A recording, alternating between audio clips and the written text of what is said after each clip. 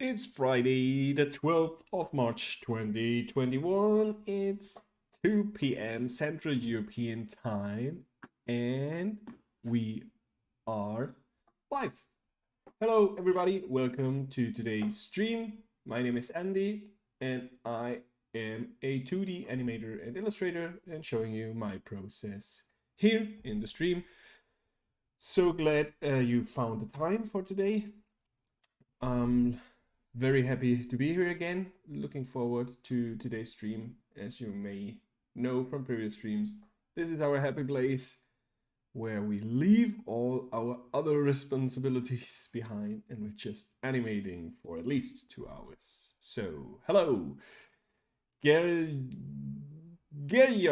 Sorry for butchering your name. How are you? The TikToking of the ball. Yeah, thank you very much. I'm glad you like it. How are you doing today?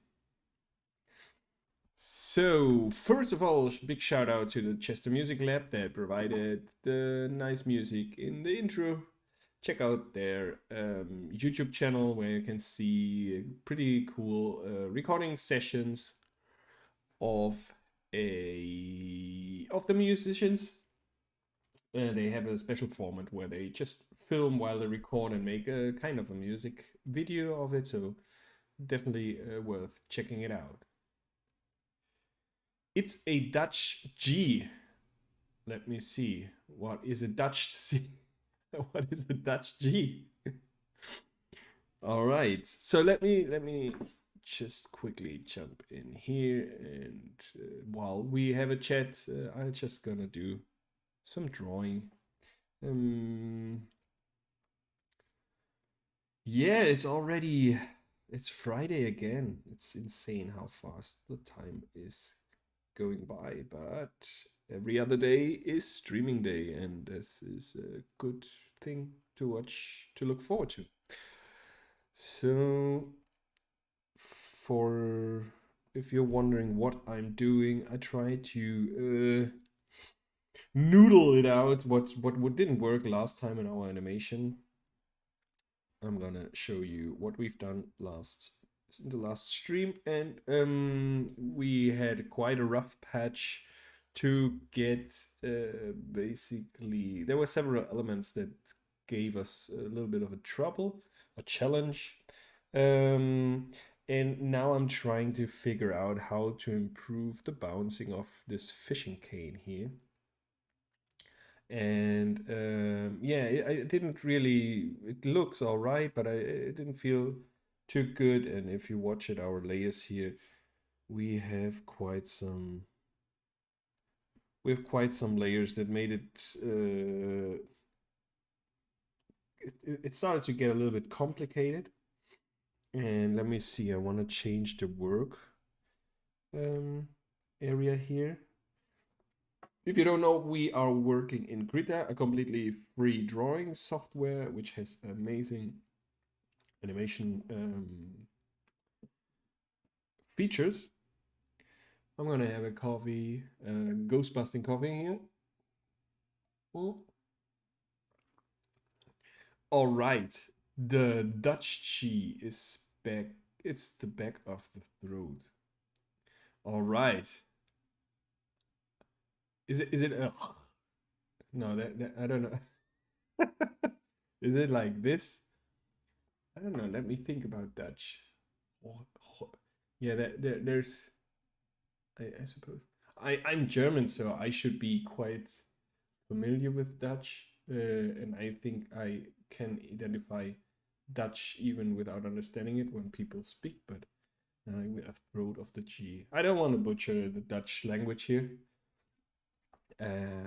So I just call you boss. I like the second part there in your name. You're the boss now.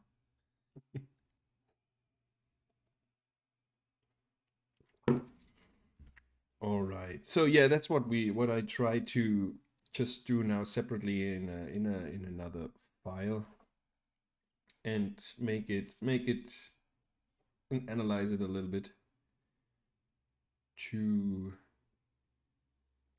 understand what's going on. And I think when I now look at this, I think that is interesting. I think as this is later on the okay, so if you don't mind asking, you can enjoy just watching. But are you do you have any experience in frame by frame animation, especially in KRITA? I am always happy when people know a little bit of the software, as I'm learning it, and there are quite some times where I struggle in finding some features. So yeah, well, it's always interesting to know how people found the channel, and what they're looking for. As we're still very small, we are so flexible. So whenever, if you have any questions or things that you try lately and you don't can wrap your head around it, let me know, and maybe we can try it live and see together how things may be accomplished. So here I don't like the weight of this ball, as we imagine it as a dollar bill, which is not very heavy. So I don't think that this really, if you just see those bouncing ball, imagining here a feather light dollar bill, doesn't really go.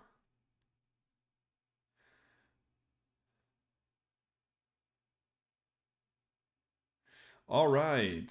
Motion graphic designer, mostly in After Effects. Okay, you want to get more into classic animation. Great, great to know your background. I started with, I still use it a lot, and believe me, it's good to know After Effects, even if you want to get into more traditional frame-by-frame animation, because I at least came to a certain point where I wanted to combine those, and because you can save so much time.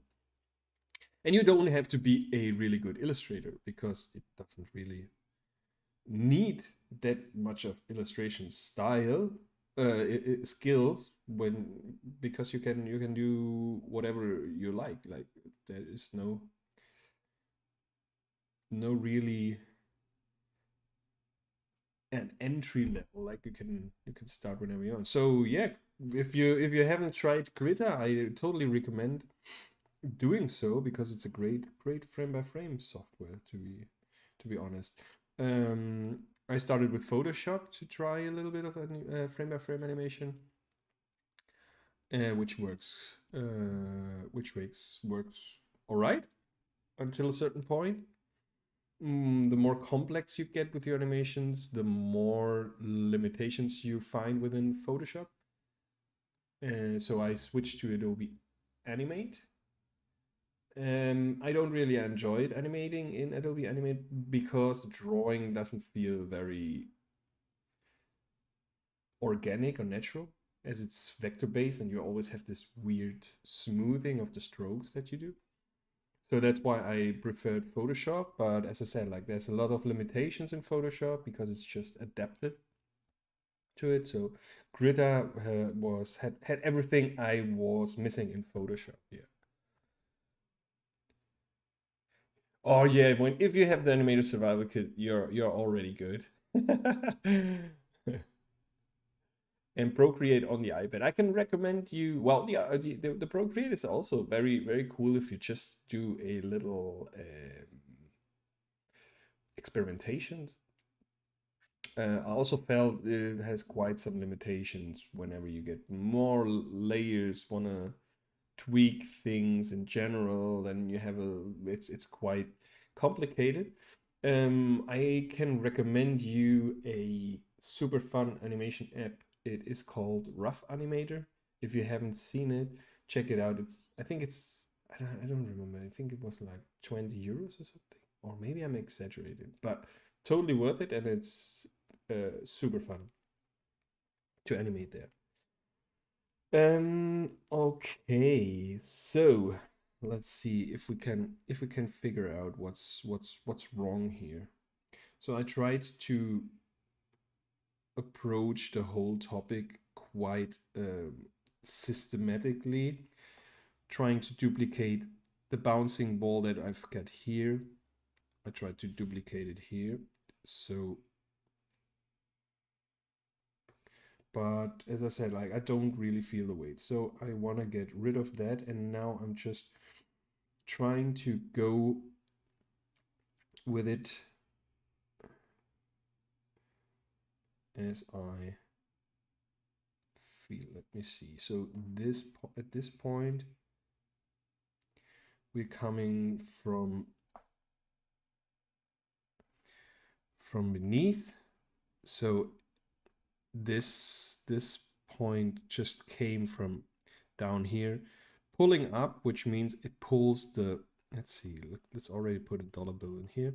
It pulls the dollar bill up, and then it goes down.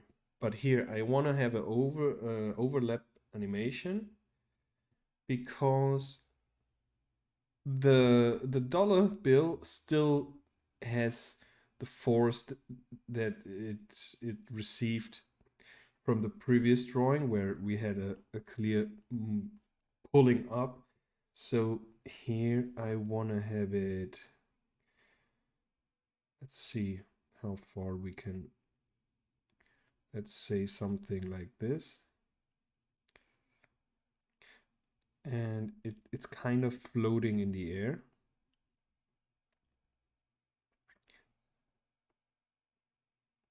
Something like this.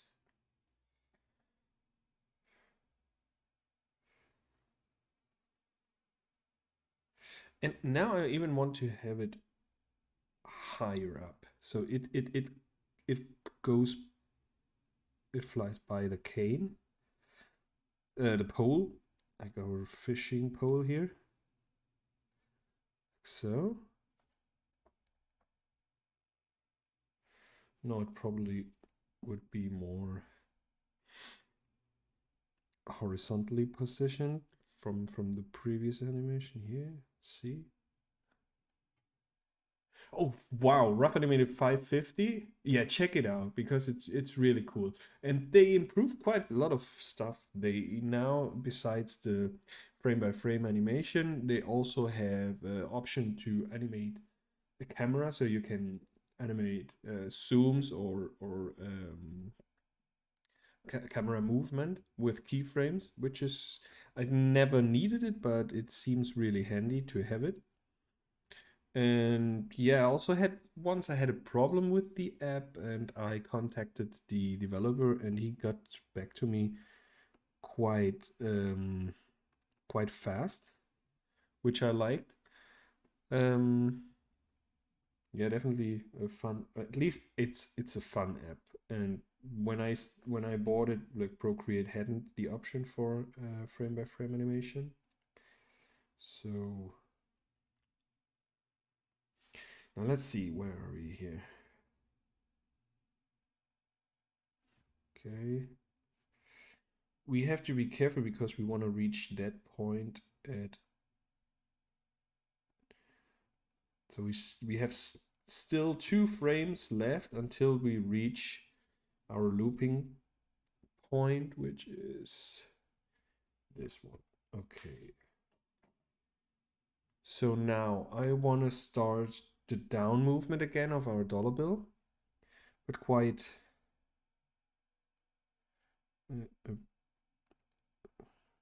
I don't put in too much spacing to slow it a little bit down, as it still has to get its pace. I totally have an inconvenient color here because the onion skin is basically the same color as the color I'm drawing. I don't know why I use this red. And now let's see.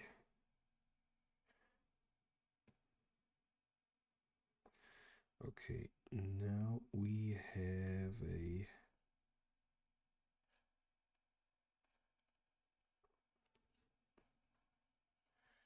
goes like this. Here it's basically already quite tense.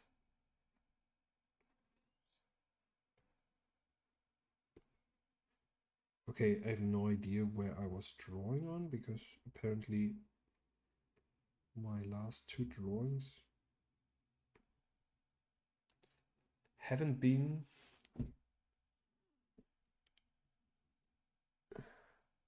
Oh well, don't worry.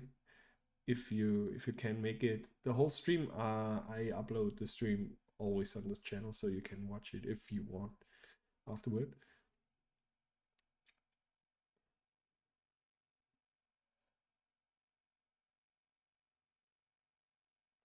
Yeah, the limitations with the layers is a little bit weird in Procreate. Have you checked if I when I did 1 or 2 animations in Procreate, if you group them, if you group different layers together, they appear like one frame in the animation. So with the groups, it's a little bit of a workaround, I suppose.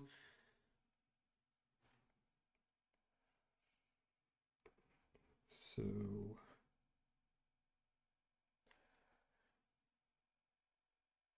okay, what is happening here? This one. I'll definitely need another color. Okay, let's just go all black. Let's see. Okay.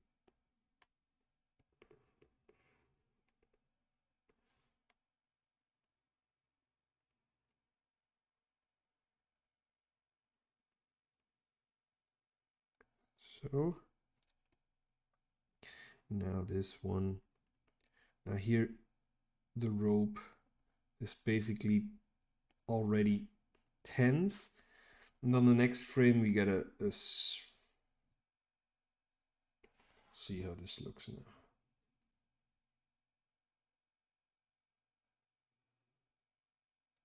Nope. I want this to be lower.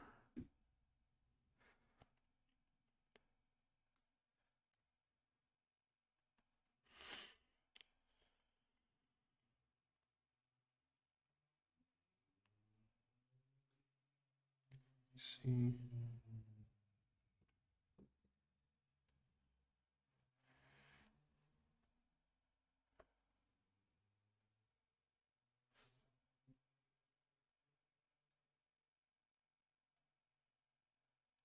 Something like that.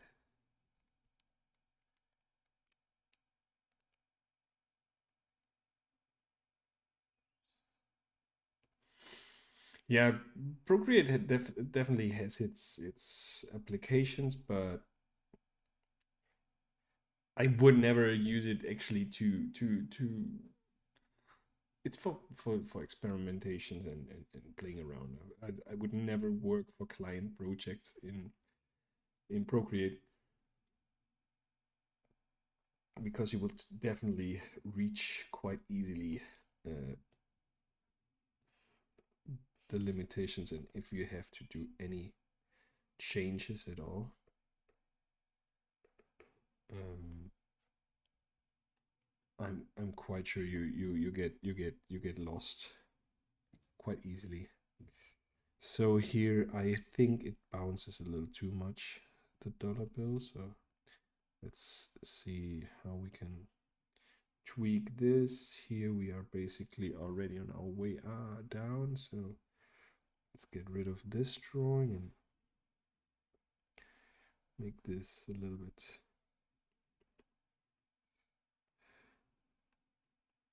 So see.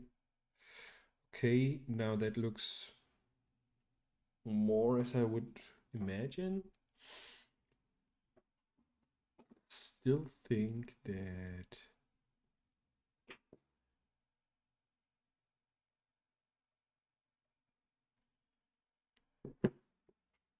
the bouncing is not as I would like it to be.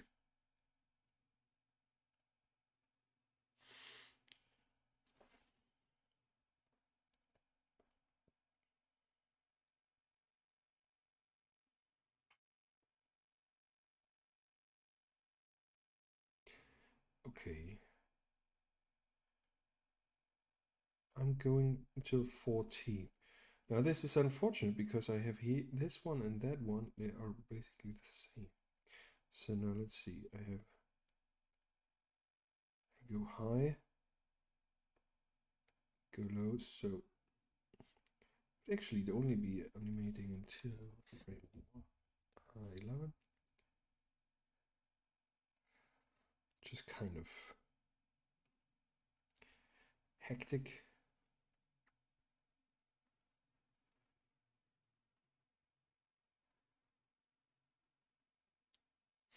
How's the timing in our original animation? One, we go on fours.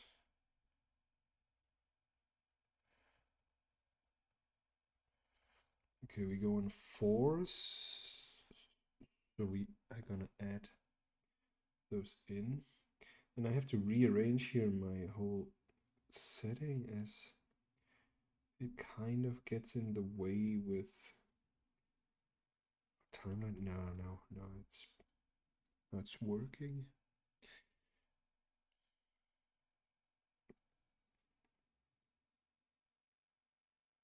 Yeah.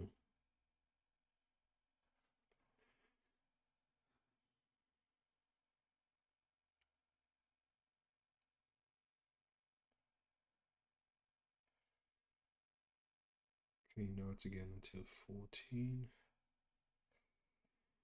Yeah, the user interface of KRITA seems to, I don't know. I feel like I'm running out of space quite often. on my 16-inch tablet.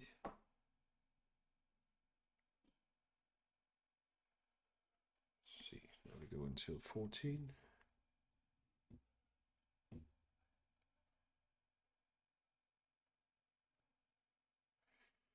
Better. And here we are supposedly only going with 2s. Ah, damn. Now I have this one open. Maybe I dock it with the layers, so now I have the space. Okay, the second drawing supposedly is only on 2s. So now we are being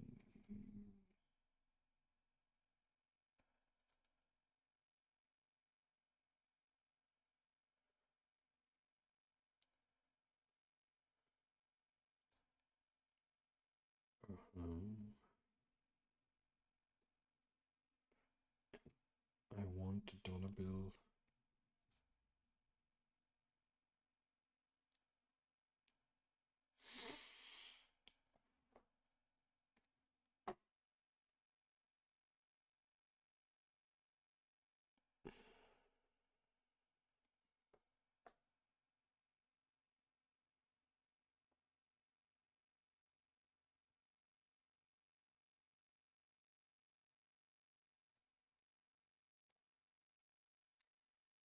So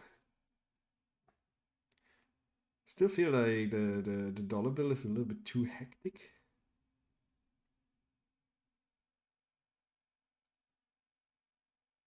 And I'm wondering how I could reduce it. This one here.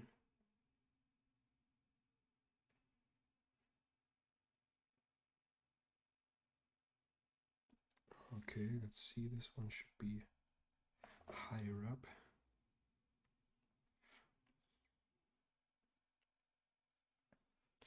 Hey Anthony, how are you? Nice you found the time.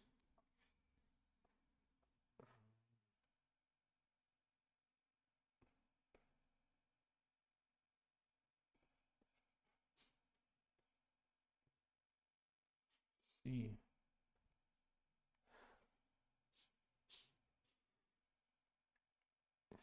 Okay.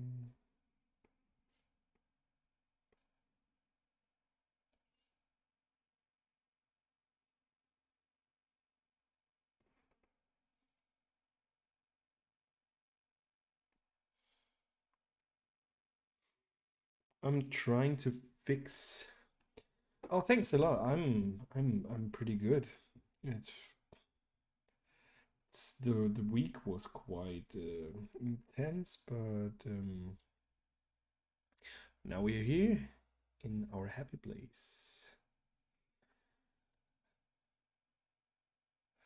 Is this the last part of the animation? I don't know how far you see. This is how far we got last time, and I had a really hard time with the fishing pole, and so I wanted to separate it as all the layers got quite confusing at a certain moment, so I tried to keep it simple and just reduce it to the most basic elements to really check if how the animation should work. It's insane. Like, okay, now I can stop the animation here. Let's see.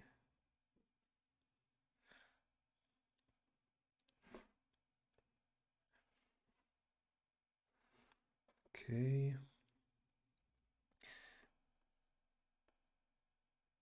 And yeah, I really don't like the bouncing of the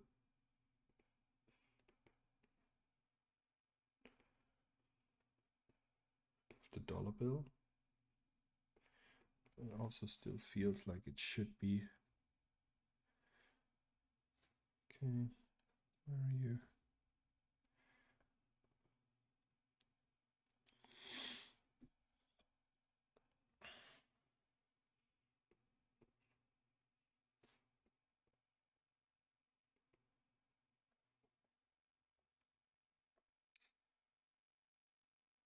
Do you see what I'm not doing anything here?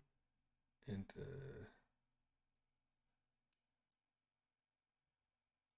trial and error, yes. Well, not trial and error. I think I just want to. Something is happening here with KRITA or with I don't know what. I just save that very slowly. I want to close that one very slowly. Here again, super weird bug.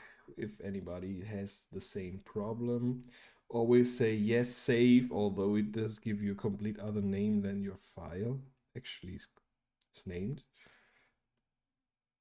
Be careful because you could lose quite some stuff. Jack is on Twitch. Hello, Jack. How have you been? I was worried sick. Nice to meet you. Made it. You made it today. Yeah, Anthony.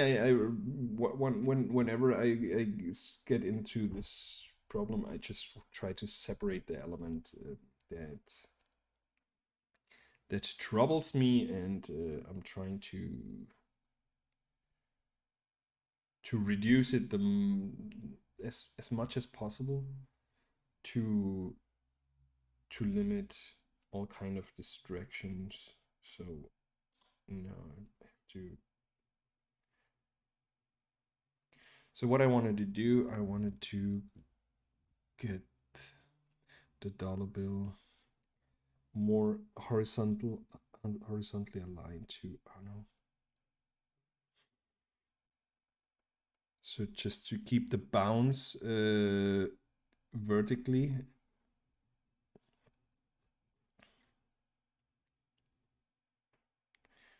Here, I don't know, like the rope where it's attached.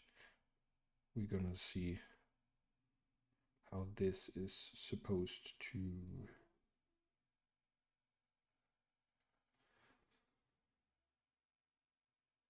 behave. Let's see.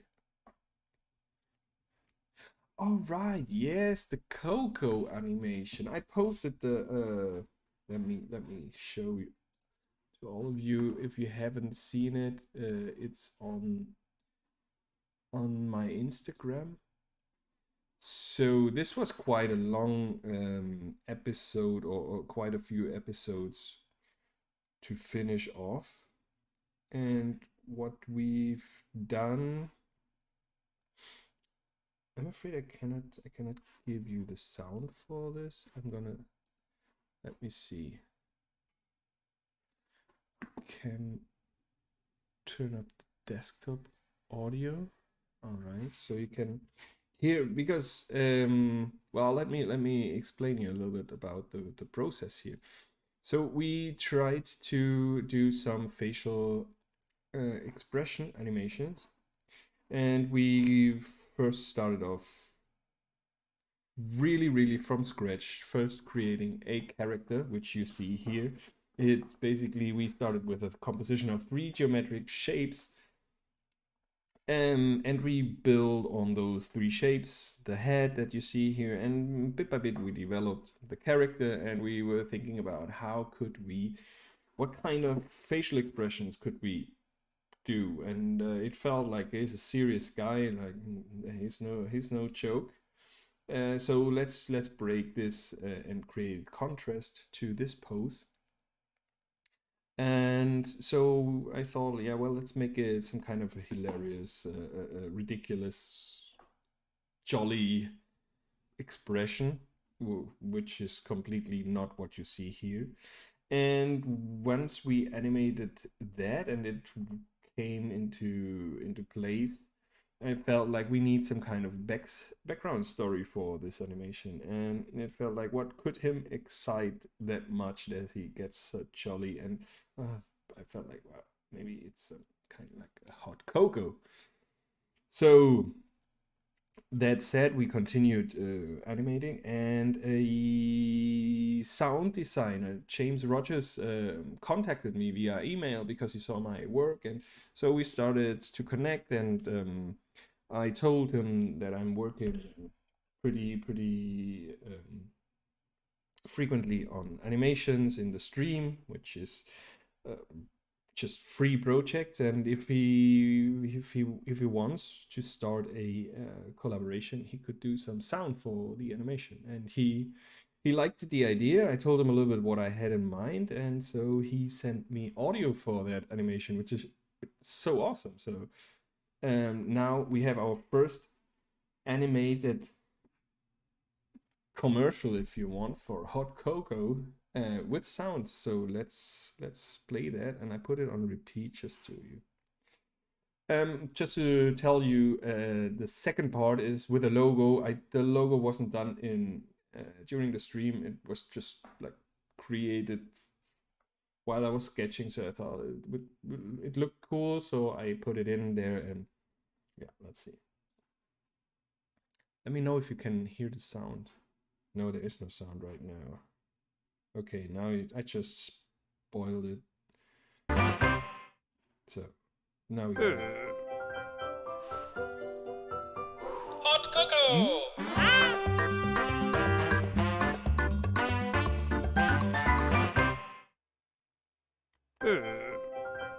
I don't know if this is very loud for you. Hot cocoa!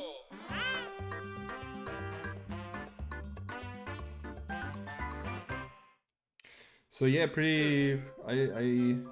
I enjoyed that very much, and I'm really happy how it turned out. And this here is quite a good example, as I was chatting before with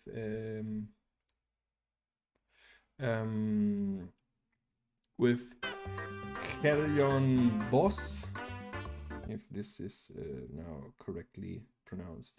Well, because we were talking about that, it's pretty good to combine After Effects with frame-by-frame animation, which I have done here.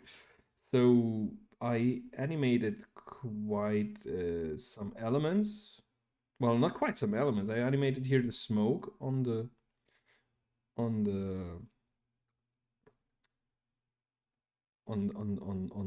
mug, and I did a animation loop on the marshmallows. Both are actually the same. They are just delayed. And let me see. I think I rendered that as well separately as a loop. Okay, now I'm gonna get rid of the sound. So here you have the loop, and all the half tones here and the different behavior of color inside of the smoke has all been composited in After Effects. So I rendered all the layers separately to work with them afterwards.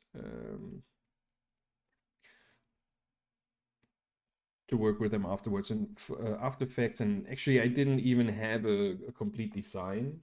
Let me show you. I can show it here.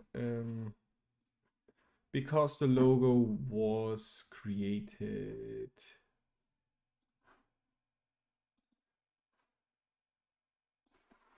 like on paper. Here you see the original. Oh man, I forgot the blinking. Oh, now I'm just. All right. Maybe I'm gonna add this as well. I love this 50s style. And so I actually didn't. You also see here. I first wrote Coco without the A. I had to add this afterwards, and then I centered it afterwards digitally. So I didn't really know where to put the colors. Oh, the marshmallows as well. They were created while animating. I thought like, oh, it would be cool to have another object there that moves, and the sparkling stars there, that would actually make it quite more dynamic if they sparkle during the loop. So it seems I'm not done that yet, but those, for example, I think I would definitely do them in After Effects via keyframe animation, and then just posterize the time, so you only get every other frame a change in animation, because then if not, it would look weird to have like the stars sparkling on ones and everything else is like on twos or fours. So yeah. And that's why I wanted to stay as flexible as possible afterwards in After Effects, because I had no idea how the color, I had my color palette, but I didn't really know how to set them. And so I experimented quite a little bit, if this actually had a fill color, if it was just outline. So yeah, definitely if you are don't limit yourself to just one software, although I try to avoid jumping too much in between softwares. I think two are fine with me, but once you get three and you have this kind of pipeline where when you want to change that, you first have to do it here, then go through this software, and then it get a little bit confusing maybe, or yeah, sometimes, especially when you have to open it. It happened to me once that I had to reopen a project for a client, and they wanted like 1 year afterwards, and I had no idea I did the project. So because I had no idea where I started, and then I go through After Effects, and then I added some cuts in Premiere, and then I exported it, and then so I got a little bit lost there. So yeah, take that with you just in case. All right. So yes, James Rogers did this. Check out his homepage if you're interested. It's called the Simple Sonic Studio. Let me get this. Let me check. I have to check just to make 100% sure it's the simple. SimplySonicStudios.com. I'm gonna get this in there. Yes, Jack. A year later, they came and wanted to make some changes because they wanted to create kind of a new thing with the clip. So normally, when it's 1 year later, I charge for that because it depends on the project, but sometimes it can actually take like a whole day until you get the project running, especially when you use some plugins that are outdated or not working with the new version of After Effects or whatever. I think I found something related to your file name bug. Go to oh, now Jack is getting into the nitty-gritty. Okay, so for all of you who haven't heard about my file name bug, KRITA always asks me if I want to save the file, and gives me some weird name of the file, so I always have to guess if this is actually the file that I'm supposed to save. All right, here I am. I get the title. With this file, anyhow, there was no problem. Let's open the file that actually made the weird mistake. So let's see. File. Oh, whoopoo! Hey!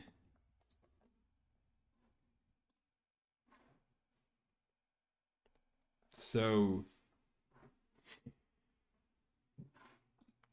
let's see. I'm gonna draw. Then I'm gonna close it. Oh yes, Okay, check. You did it again. Son of a gun. Thanks so much for your help. And Taya is also on YouTube. Mustache movement is on point. Thanks a lot, man. Really, really appreciate it.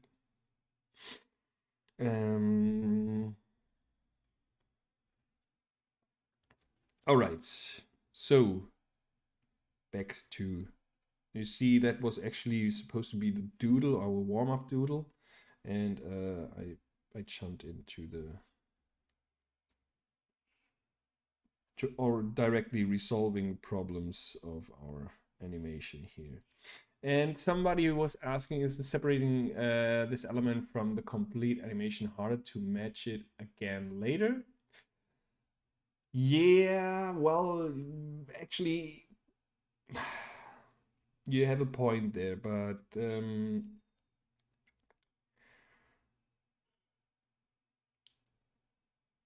what I probably would do once I have this figured out, how I really want it to be, and see the timing and the spacing and all that stuff, I think it's quite easy to replicate. But let's see.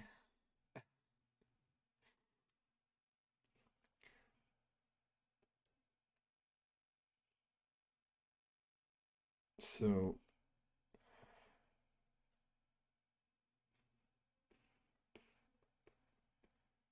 this one should probably be a little bit higher here. Gonna get back my music. Oh no, I can't. I have to. Oh no, you don't listen to anything. Right. So, and again, I'm not doing any music, background music, so you can enjoy your own tunes while watching.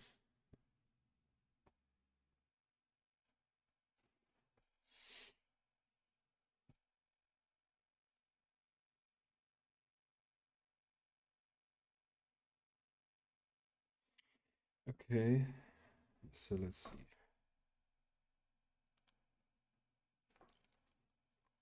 Now that looks. How does that look?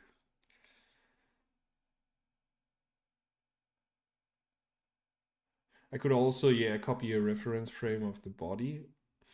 But actually, I didn't really want to recreate the shapes or whatsoever, exactly the arcs, and I just wanted to get an idea of the bouncing, and because my theory didn't work as I wanted, as I started off, just to counter move them, the two, like the end of the fishing pole and the bill, and because just to get an idea, this was my first initial idea as well last time. Last time I couldn't really execute it because it got so weird with all the layers. So this here was my theory. They are just like this pole here, like the end of the pole and the bouncing ball here. They are offset, and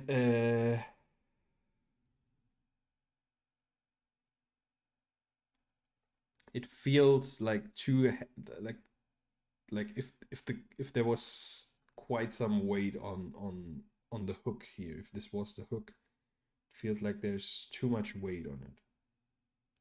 But now as I'm watching it and compare it with this one, now this one looks also pretty weird. So we're not done yet.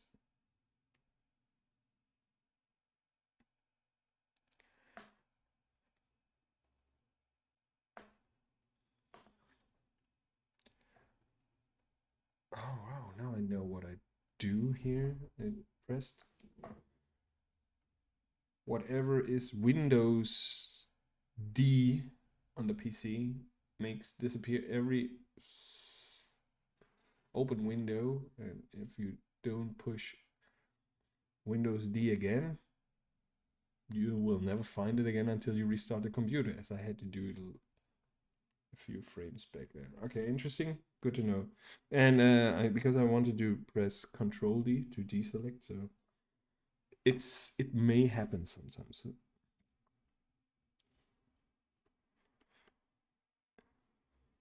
I'm still. I think I have this PC now for, I don't know for how long. Probably 2 to 3 years. I used it on and off, as I also have a Mac, but lately I'm using it quite a lot, and I'm still learning Windows again.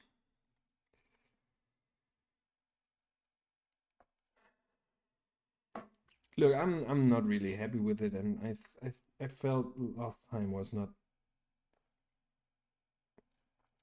We got stuck on so many levels within our animation, and I think I don't want to repeat that. So if you don't mind, we could continue working on the rest and leave the poll for now. What do you mean? What do you say? Now I'm trying to get a little bit of an idea. Look at that mess. And I think I'm just gonna, like, the fishing pole and the dollar bill, I'll leave them out, but the rest I think I'm gonna. Can I move them here? No, I have to get the layer. I'm gonna merge them down to make it a little bit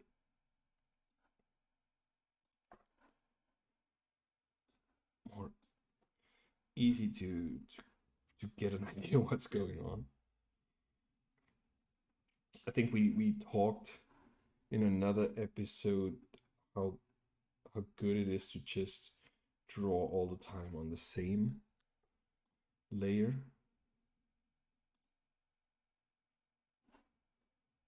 As it definitely will get less messy. Here's our reference.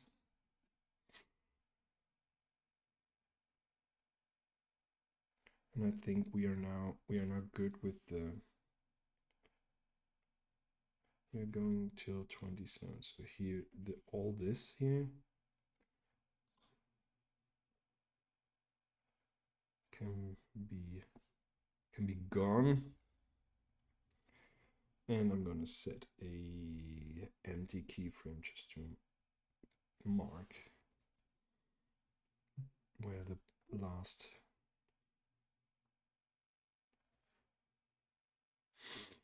Okay. Yeah, exactly, the pole movement looks weird in this one. I don't know. Here it feels better on the doodle.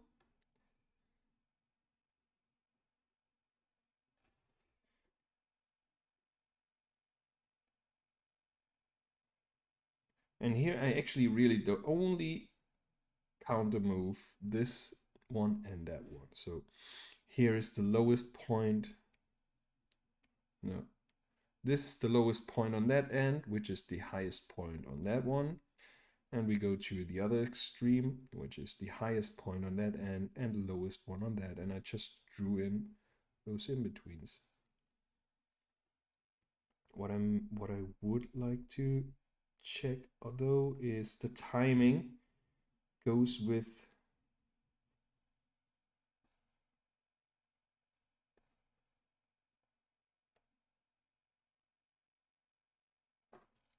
Yeah. I feel like this is the first animation, and I think I have to wrap my head around it separately. This is for the sake of your entertainment and my frustration. So what we could do now, we haven't done any warm-up doodle. We could do that, and a friend of mine who watched the stream was asking if it could be done to, like, set a goal for let's say 1 hour, where you want to start and finish a whole animation, which I found interesting, as we would basically see final animation in 1 hour. yeah, there's quite a bit going on. That's definitely, we have so many overlapping stuff here. That's pretty intense. But I think we will get it done. It's just a matter of time. So I wanted to propose to you, why don't we go and do a straightforward animation, like just start off um, and see where it is going. And I hope you're not, um, you didn't expect too much of this stream wanting to finish off this animation, but it's Friday, so we shouldn't frustrate ourselves. We shouldn't never frustrate ourselves, and animation should always be fun. And that's what I do as well with the studies and drawing and whatever. Just push it a little bit. Once you get frustrated, like just try something else and then get back to it again. So yeah, let's do a only a little bit of a straightforward, and I go sketchy. Like so if we finish off this animation today, it's gonna be a sketchy one, so no cleanup here, I think. So let's put this second rule in. So at 4 o'clock, let's get it at 4 o'clock. We gonna leave it as it is. So we have 1 hour, and suggesting, like, now we are just improvising, and whatever you feel could be a good thing to do,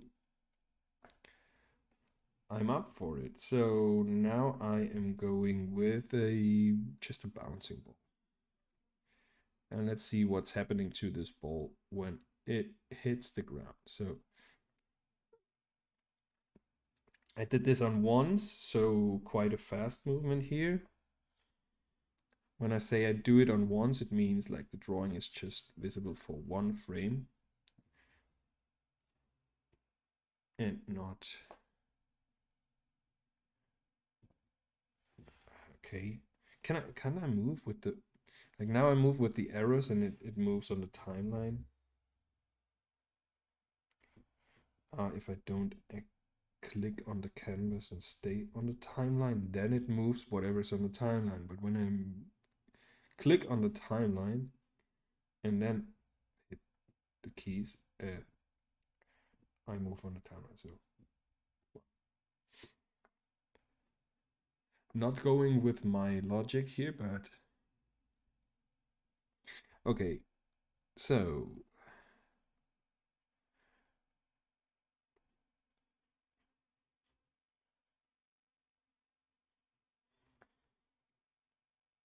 it hits the bottom.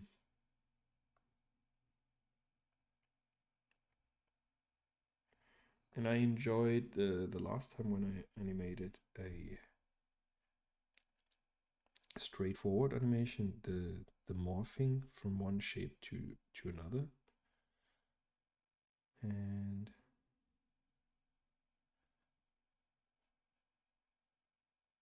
I also really like is, let's twist it. Now it shoots up, but it starts to twist around its own axis here.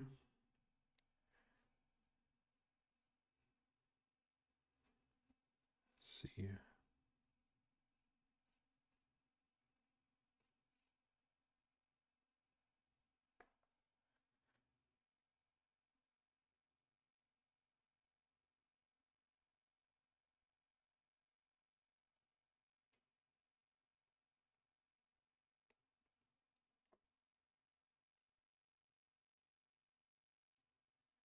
There is this. Damn, I'm really bad with the names. There's this amazing. I don't know if it's Japanese.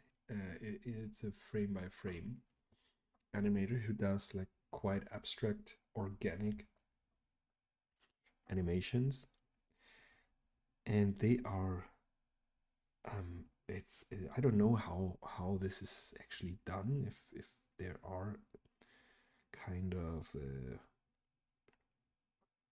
extreme poses or whatever.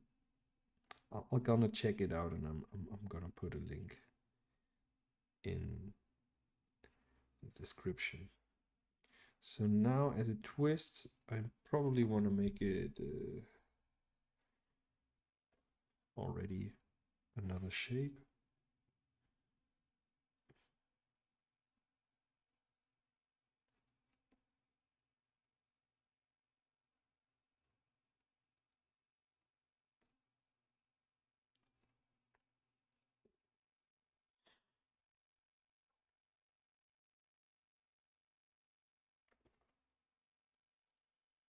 And as he comes up,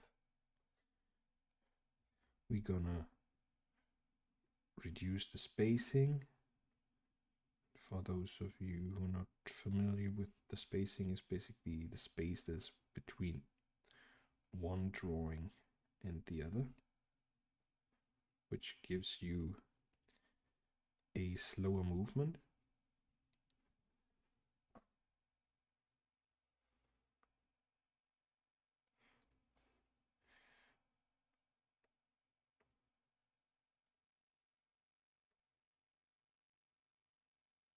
Okay, now we're completely frontal.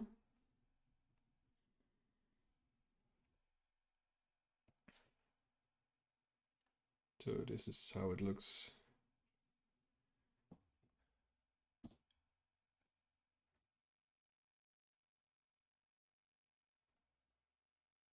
She wanted I want to put in one in between more, so it's even more slowing down.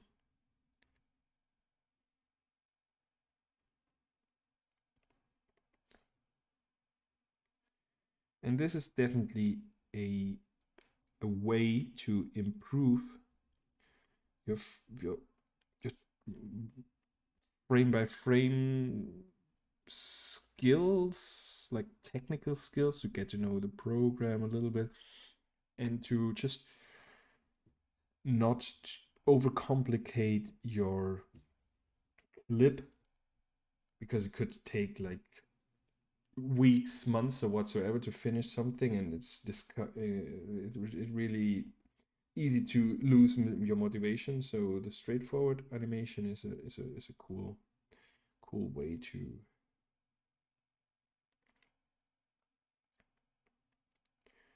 do a little bit of experimentation, and just stop wherever you want to stop and just have it done, and that's your animation. So I'm let's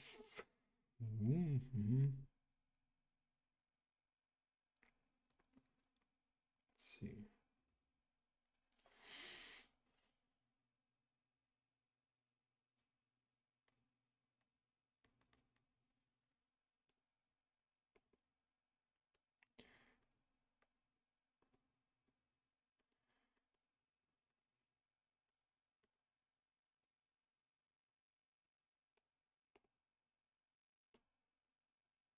And it's also very cool practice to learn and practice study perspective, just doing a simple frame by frame animation with a cube rotation, for example. As I told you, that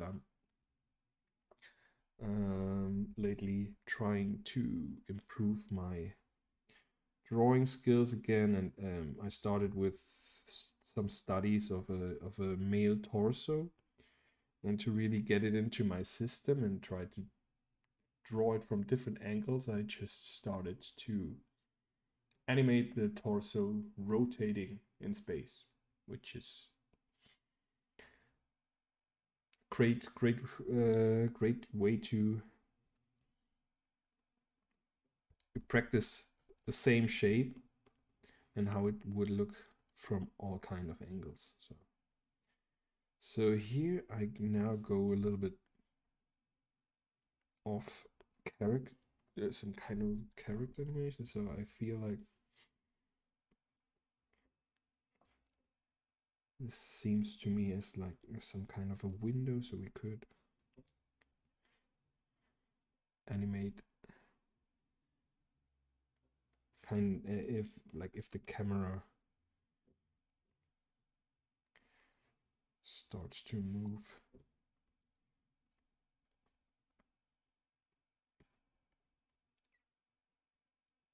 And dolly. I don't know if the window now extends towards the camera or if the camera is coming closer. We could do both now. It extends towards the camera, but as well, bit by bit, the window approaches the camera.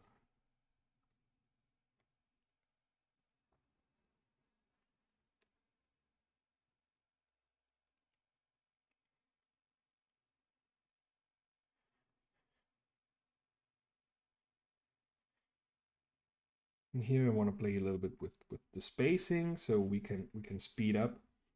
If it is, let me see if we can get the. Here's the onion skin.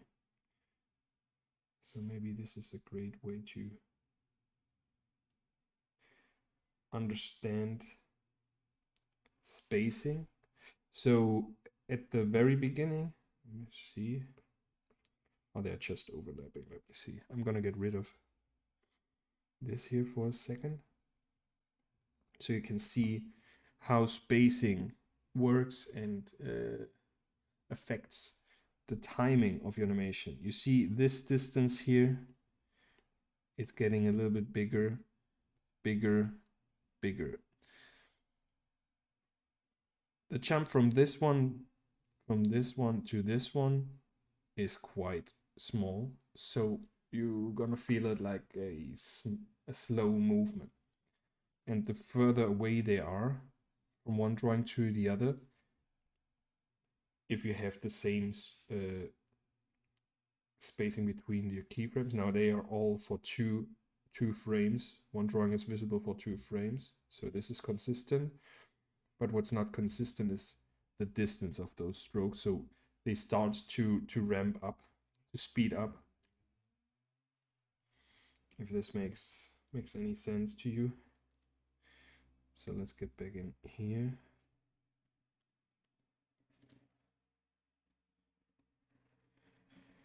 So this technique is also pretty cool to experiment with those stuff. And before somebody said in the YouTube chat, like he wants to get into frame by frame animation, but it's not really a good illustrator. Like, look what I'm drawing here. So you don't really have to. It really depends. Like you can adapt your animation to your level of illustration skills.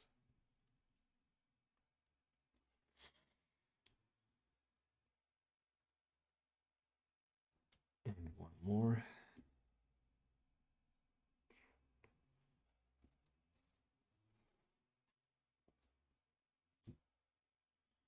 And let's speed this up.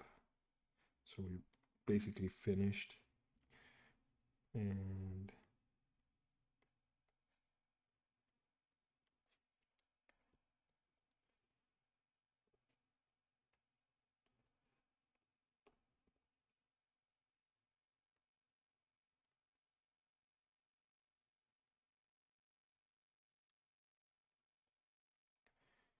the other thing is, well, you could argue like what I'm just doing right now, couldn't that be done in After Effects with just a few keyframes? Absolutely.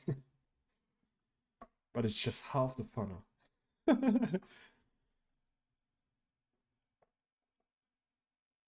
Absolutely. Check says just start, and then you get better over time.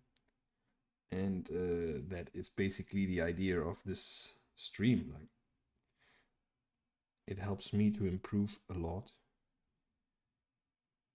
And as you saw on the episode so far, we definitely did things I've never done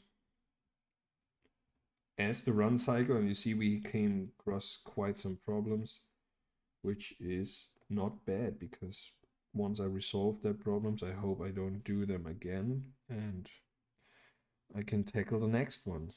And there will always be problems. There will always be limitations that you're not able to do right or whatsoever. So you have to push it a little bit further. And so now this is now we have a complete clean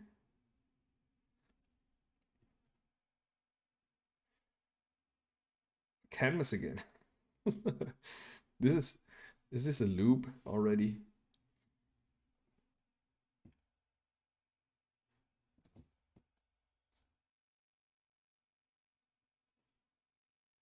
Oh, the frame rate, no, the frame rate, not the frame.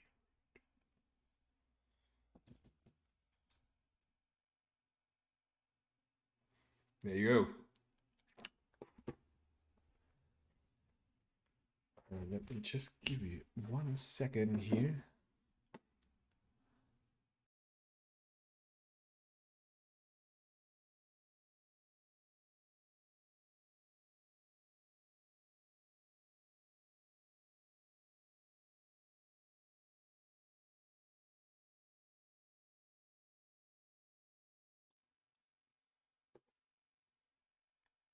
All right. So what could we add in here?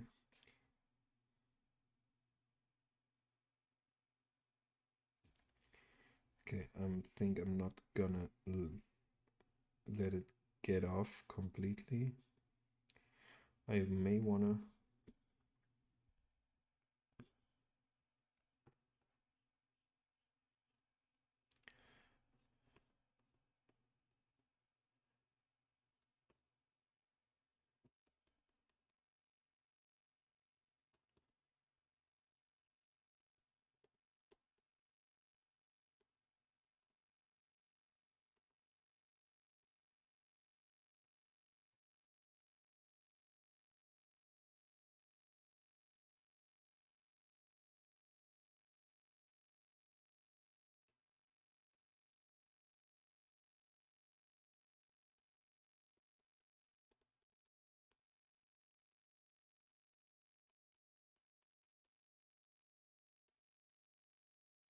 yeah, there definitely is certain things that you can achieve quicker in After Effects. But then as well, you have the limitations. Now, this part, for example, would be definitely easier to do in After Effects as they are just geometric shapes. But the twist here already would be super pain to do in After Effects. And as we are just having fun here and there's not too much of a restriction, we'll keep it frame by frame. And although it is easier to animate a, let's say a cube rotating in 3-dimensional space, obviously it would be easier to do this in 3D, but that's not the point. Like, you want to do those exercises because you can apply them later on to more complex shapes. And yeah, just look at the, let's say, I don't know, just enjoy the journey, I suppose.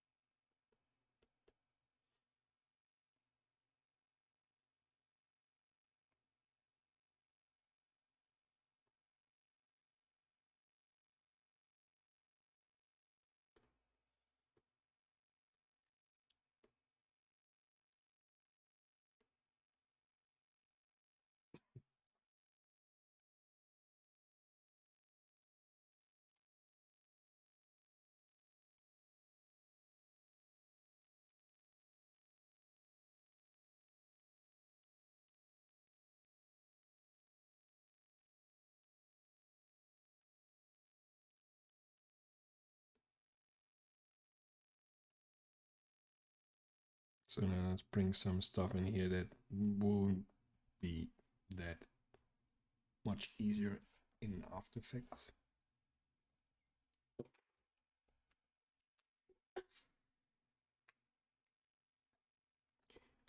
So liquid stuff is always fun.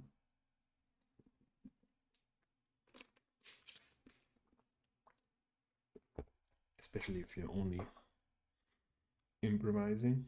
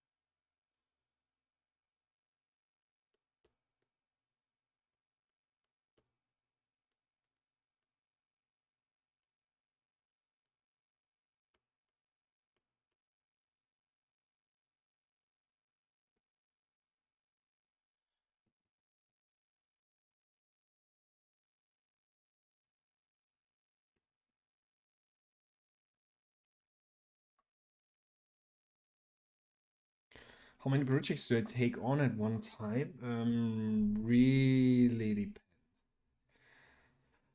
depends. It depends mostly on the deadline and how tight it is, because a lot of times where would be impossible to take on another project because it's really just consuming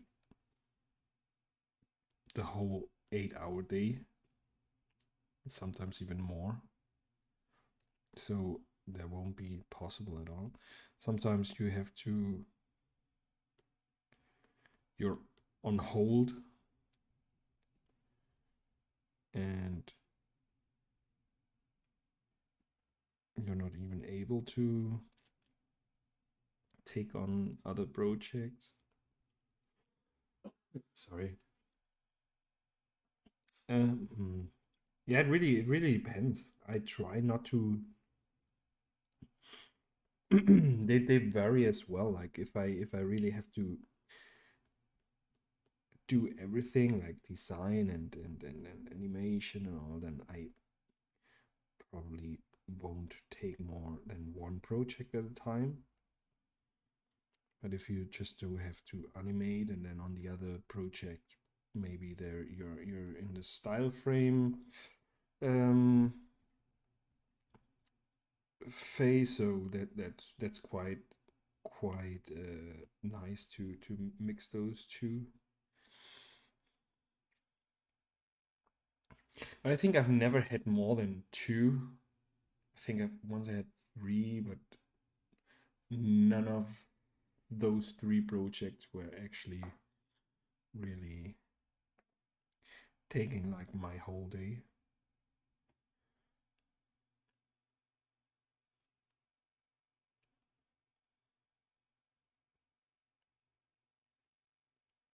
What about you? How do you handle your workload? Because as a freelance, it's always tricky. Like you have to learn to say no once, and it's always the same. Right? At least in my experience, that there are those times where you don't have any project, and then they come in all together, and that may even be the moment where you're just off for holidays. So I always joke, like if you're low on projects, just book your holidays and you're gonna be fine.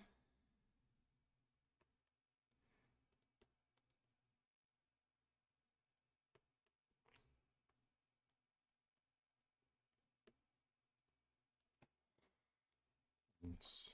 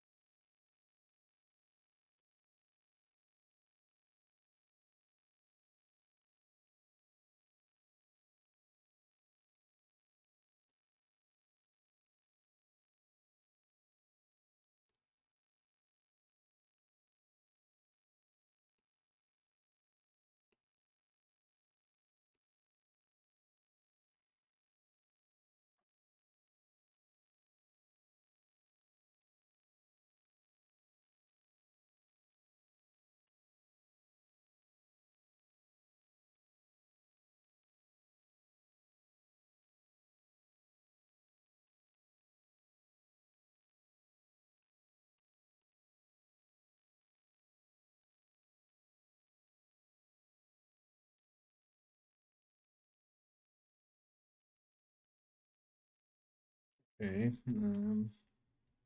So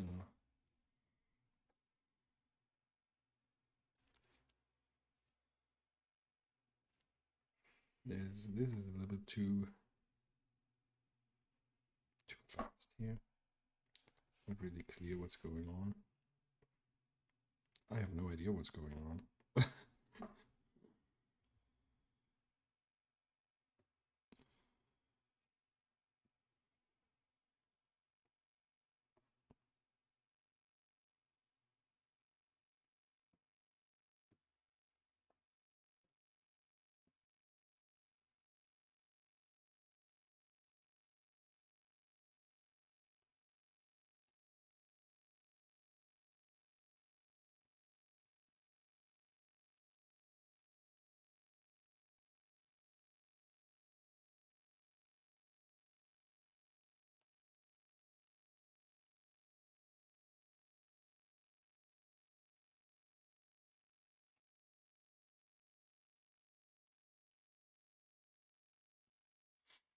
Yeah, it's difficult to really explain what I'm doing because I'm actually I have no idea what I'm doing. Well, I know what I'm doing, but I have no idea where this is going, which is basically the idea behind it, I suppose. So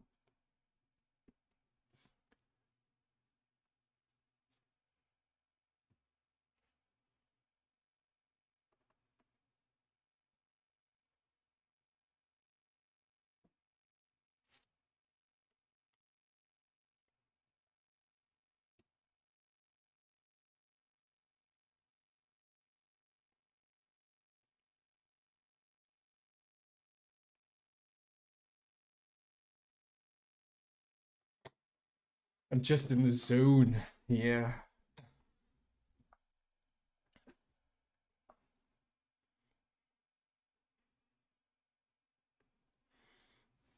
Mm.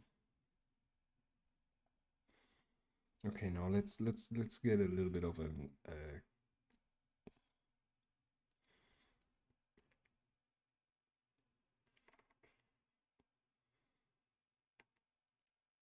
um,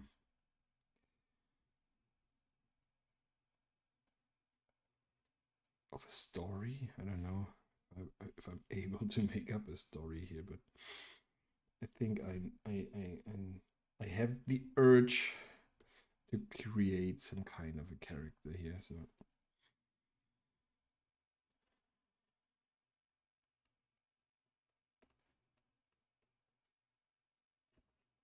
I want to finish off this pass here where this liquid is revealing basically again the sphere.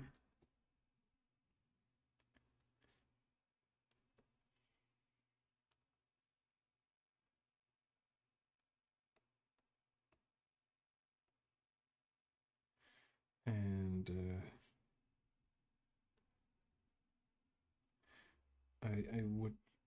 I think I'm then gonna let there be some kind of arms and legs coming out of the sphere.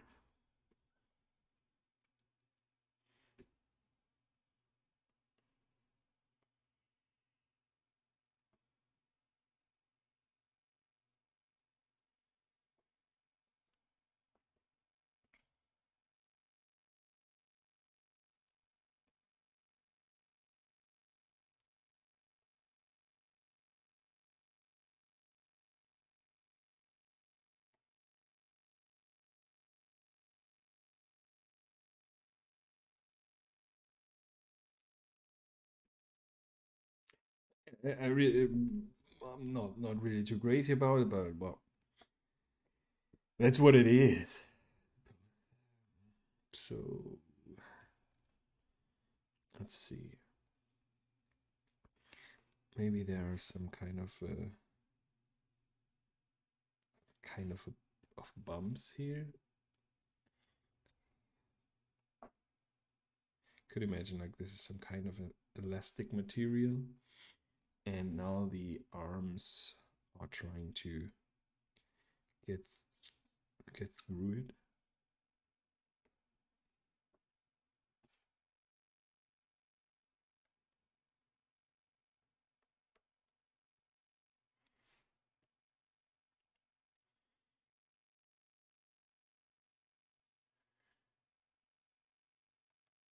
And I'm staying with one layer here.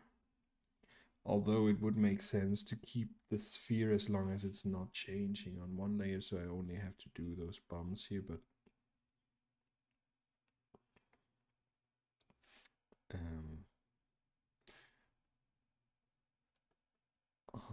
I'll keep it tidy because I'm afraid I'm gonna go too crazy afterwards on the legacy.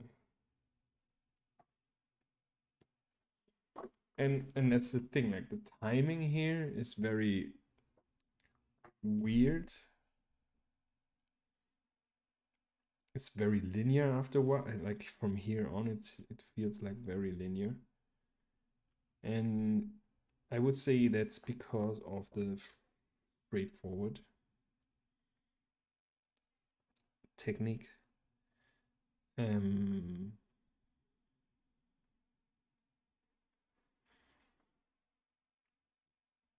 Where you actually don't even have another key pose that you want to achieve.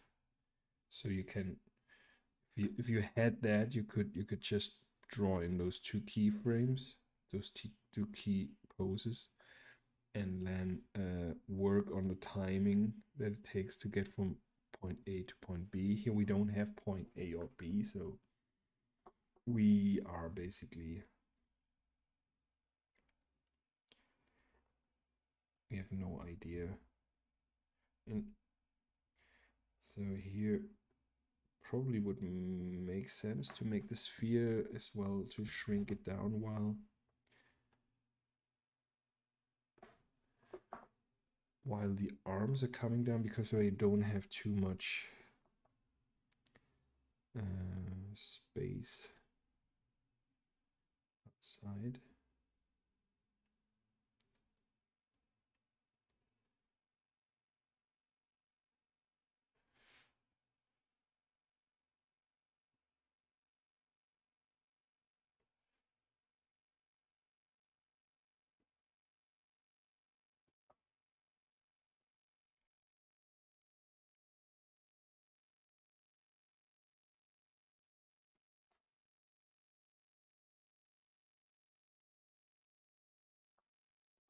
Let's see what those, I don't know. I feel like I feel so lost. Not really.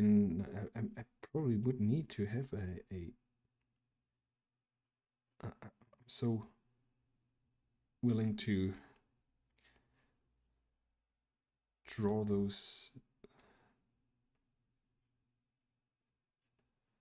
hands now, and then figure out how I get from one point to the other.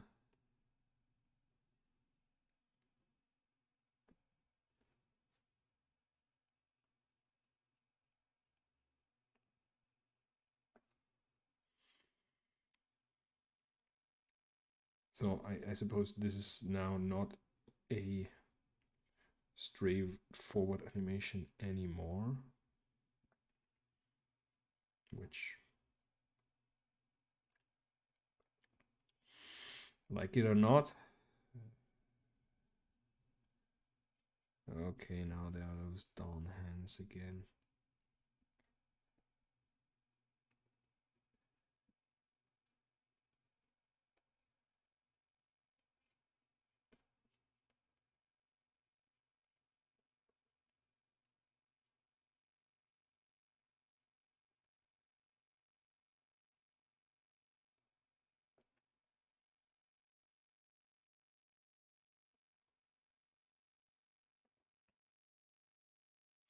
Hey Edrip, how are you doing? We don't actually know what we're doing. we did just improvise and do some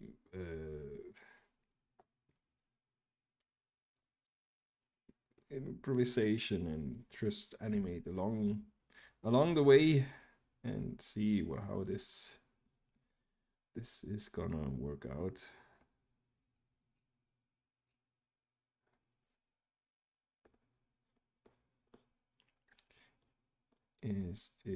It's Friday, so this is the casual Friday stream today. Straightforward animation Friday. Yeah, we could make this a thing if this actually turned out to be. Okay, now I gonna yeah, I'm feel more comfortable now with maybe it's no, it's not a straightforward animation, I suppose, when you already have kind of poses. Like, but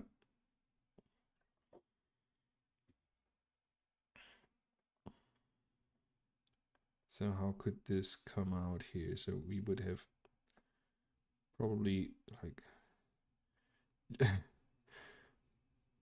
kind of fingers here. That's getting interesting.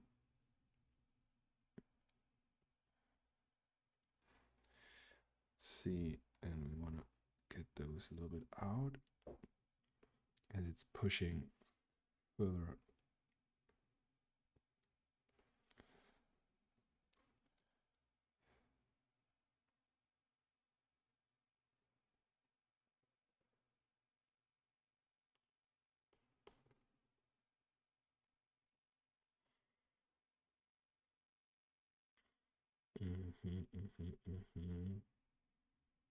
Now let's see.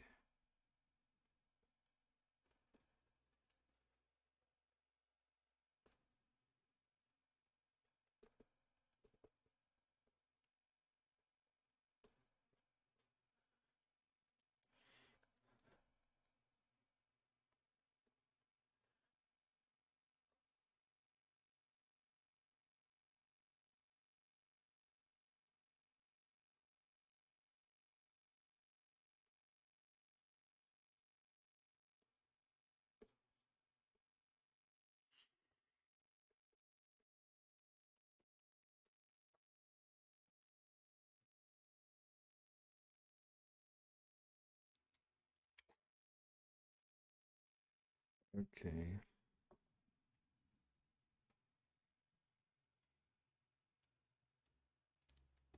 So here now I wanna get in some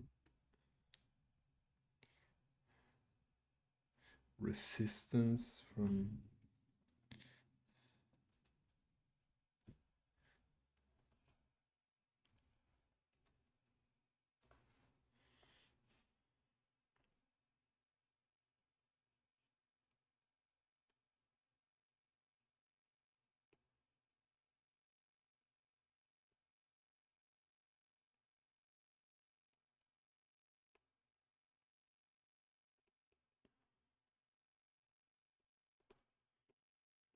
Mhm.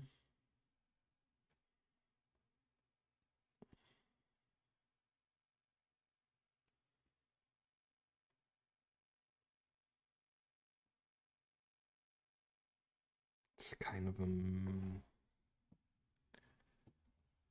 membrane here.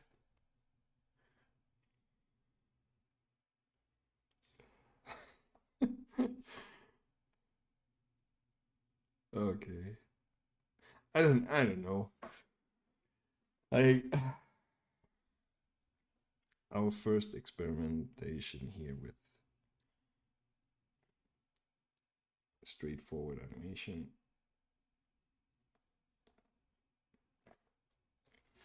Which I suppose is also it's a matter of refinement later on. I could get a very quick idea with this technique and then later bringing in like those details. Now this hand looks quite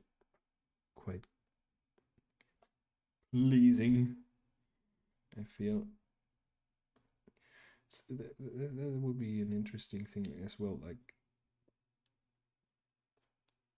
another topic that you may want to study is the fingers on that hand look all right, right? Especially the thumb. I like this how it starts to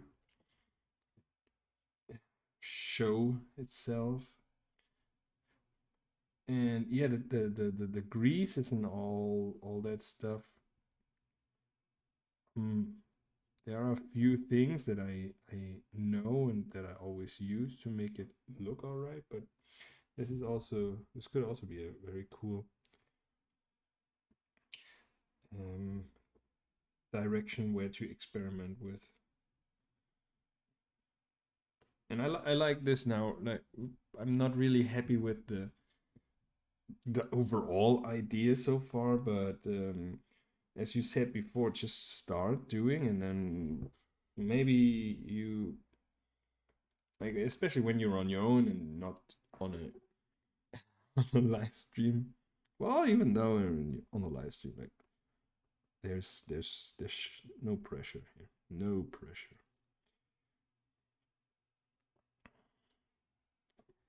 You're just one click away from not watching this anymore. So I don't force you to watch it.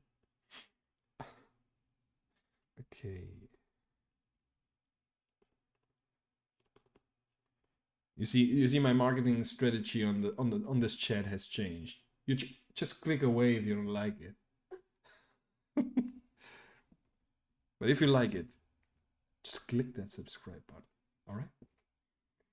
And this here would also be like curved differently, right? Because it tenses here the whole material. And I think I would even put that finger out a little bit more. No. I definitely feel like we didn't do any doodling today to get warm up, and now I start to feel a little bit more where to put the lines, and I get a little bit more of a I feel more warmed up. Here's where I think I want to stretch those fingers, because if he really wants to get rid of this kind of this membrane or whatever this is, you would like go very stiff and break through like so, I suppose. So yeah, it's interesting, and that's why I always hate like going. I have 1 hour left, and then start working on something, and actually when that hour is over, where I feel now I actually start working, because it takes a while until you warm up and get into the whole thing.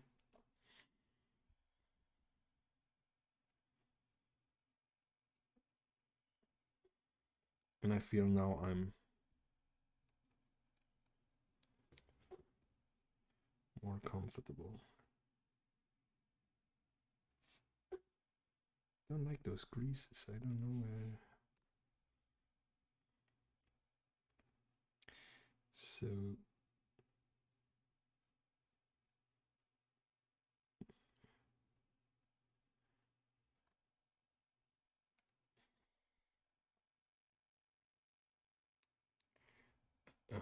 okay. Now look what we had before. Now would even push it. And if we push it real good.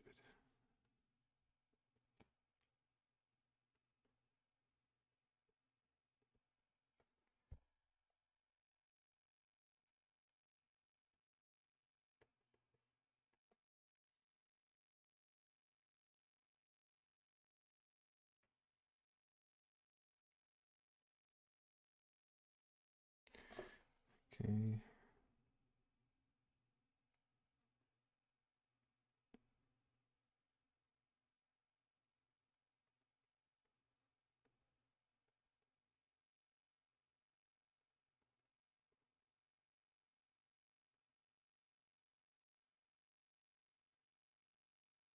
Here we already feel kind of a thumb for the next drawing to, but here as well, like the fingers, they should already be like very stretched out.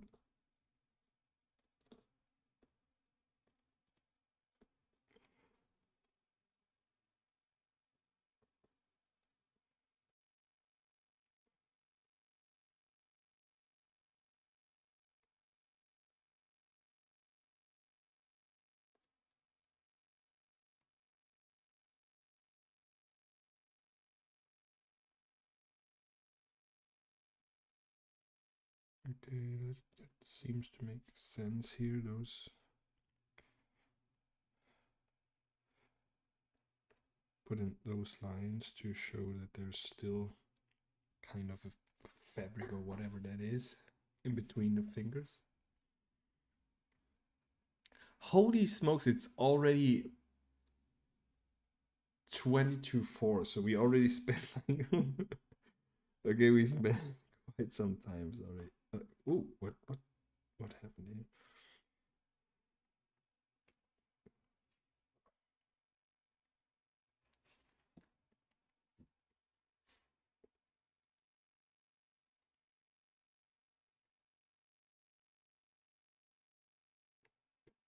Well, I just continue.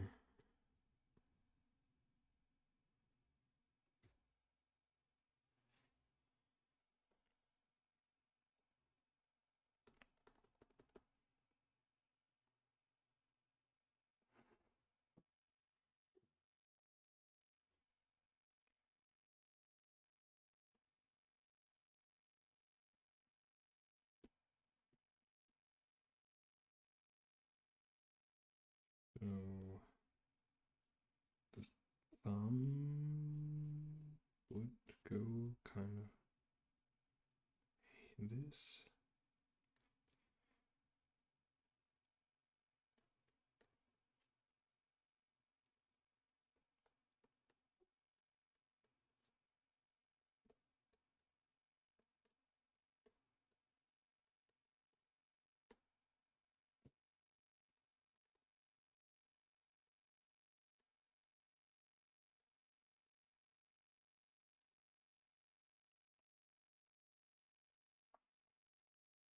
Okay.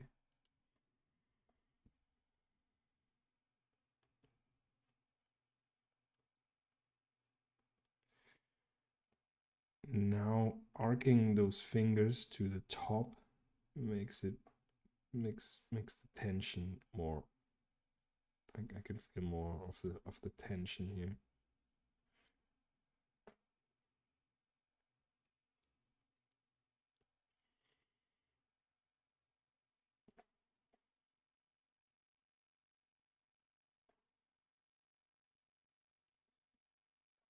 So now the question is when it pops.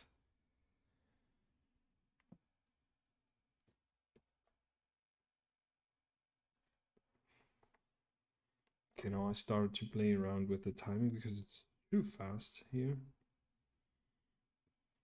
I would like to have this. Just put in an additional frame in between all those.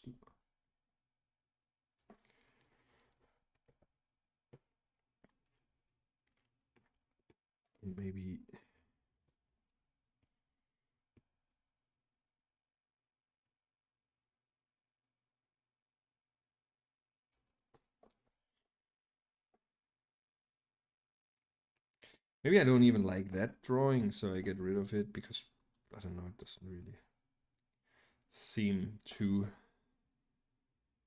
much fun. Now that I started to feel a little bit better where my hands are gonna be. So now I'm gonna bring down the spacing here. So this is like the moment where it starts to tense quite a lot until before this kind of membrane.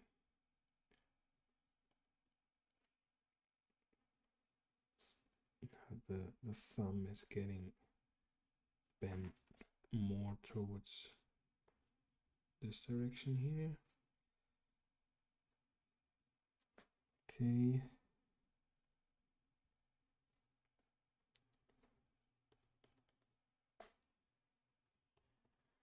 And I think I'm gonna now to make it a little bit quicker. I think I'm gonna just draw actually the elements that are about to change, which means the sphere on itself, it's not really changing so far. So just drawing those hands. And now let's try to make it pop. I could bring in this as a reference so I see whether my sphere is. Oh, what the heck, it's not even that much of a work here.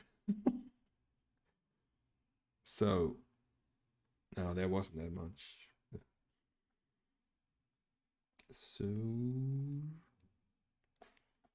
what do we want to happen here? Is it actually hmm?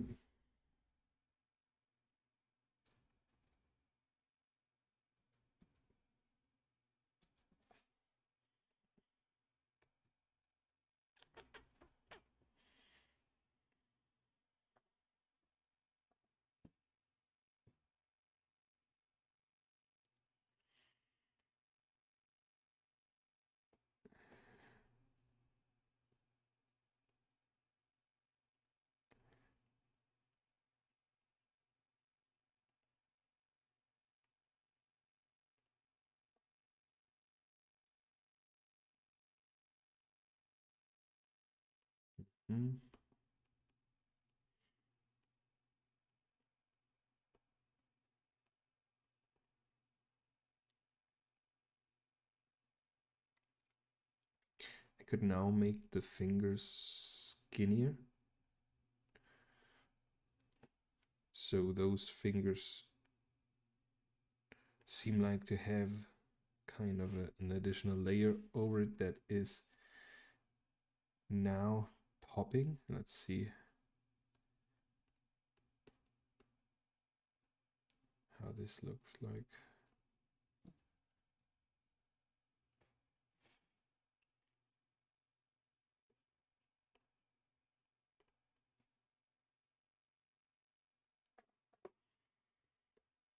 What a weird animation here. Klaus fingers, yes.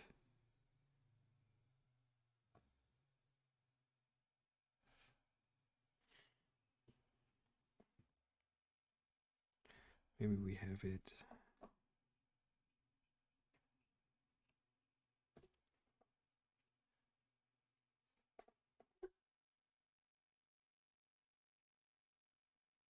It's interesting that you say, like, since I found those fingers from Klaus, and I feel so much it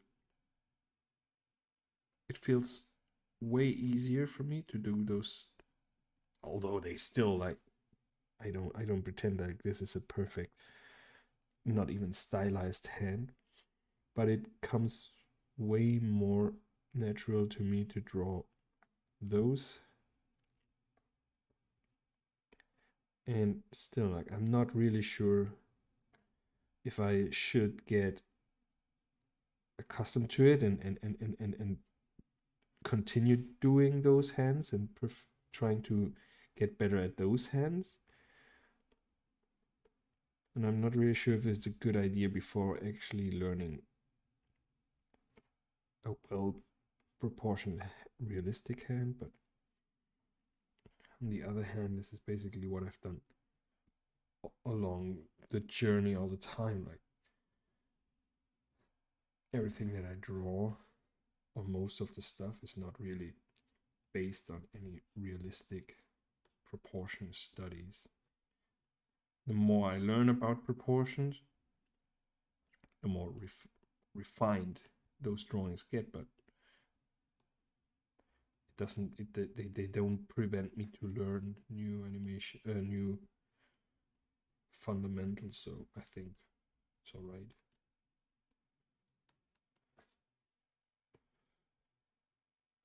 I hear that is missing. That is a big thing, like this hump here to mark the bone here. And I love it when and especially in Klaus, it feels so exaggerated, and those immense arcs. It's like they do a lot of arcs here.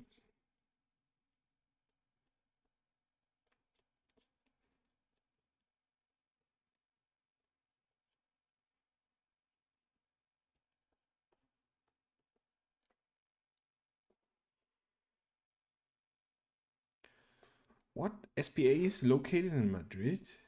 I don't, and then I'm not sure if it's the same studio that I thought we were talking about, because I'm really sure that the ones that I was writing with, they are French. Or well, maybe they're located in Madrid, but they are French. I don't know.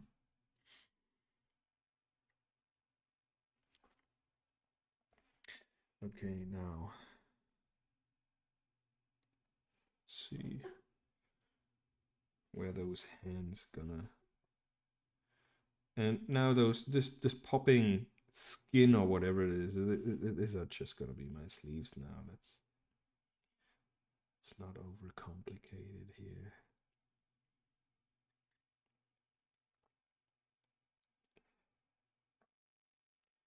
I would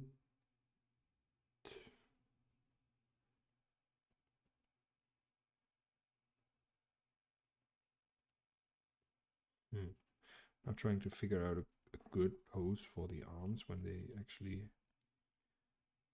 are out.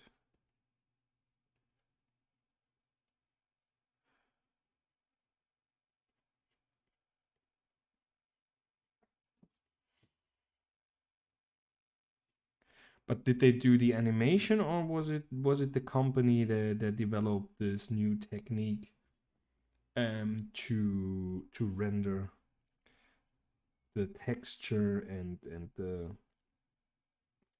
because that was last time when we were talking about it, I was referring to this company, so maybe we were talking about two different things, but I'm gonna have a look at it. Interesting. There.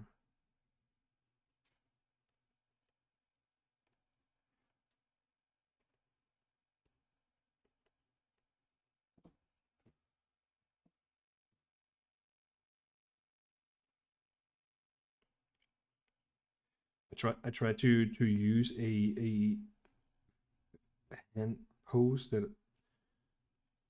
I studied, which felt like casual without any not too much tension in it, but I think I screw up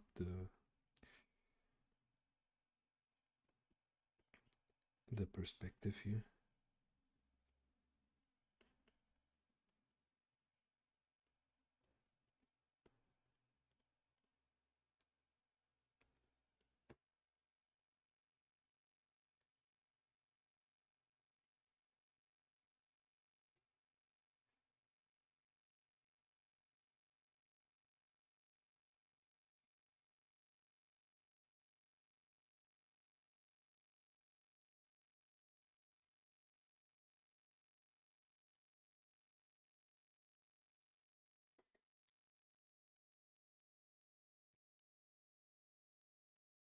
Although they are not, they're far away from perfect, those hands, I assure you, before my studies during the last day.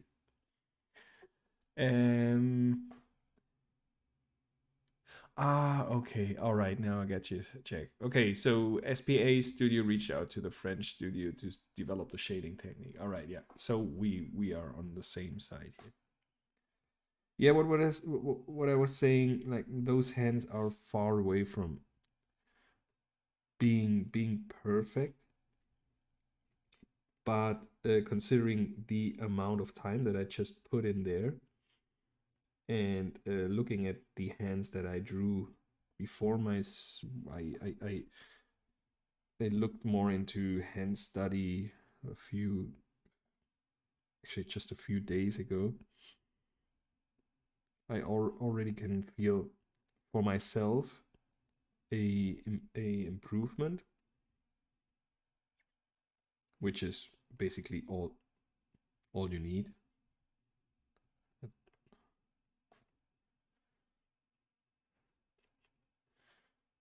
And having this feeling of improvement is just what keeps me going. I felt that so satisfying when you do when you learn to draw. You keep on consistently improving your skills, feeling that moment where you actually improve. It's so good.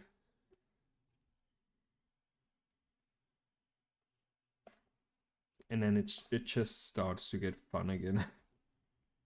There were definitely, especially when it comes to anatomy and proportions, there's so many frustrating moments where you just see your drawings.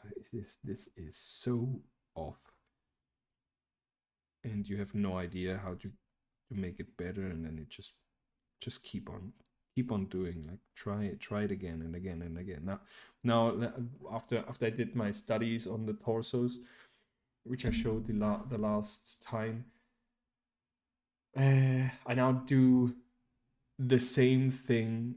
Let me show you the same illustrations over and over again every morning when I have my coffee. So every time, like not even consciously, I think I'm getting better at the proportions. I get more details, like learning them by memory, so I don't have to look it up all the time. And the same happens with the hands. So here's once again, like this is actually too detailed. So what I do now every day is more or less like this, and I do it over and over and over again. So this is from 9th of March. So, and I encourage you to do that as well. Like focus on one skill, and even if it's colors, whatever, do one color palette every day, and you don't even have to publish it. It's just. Uh,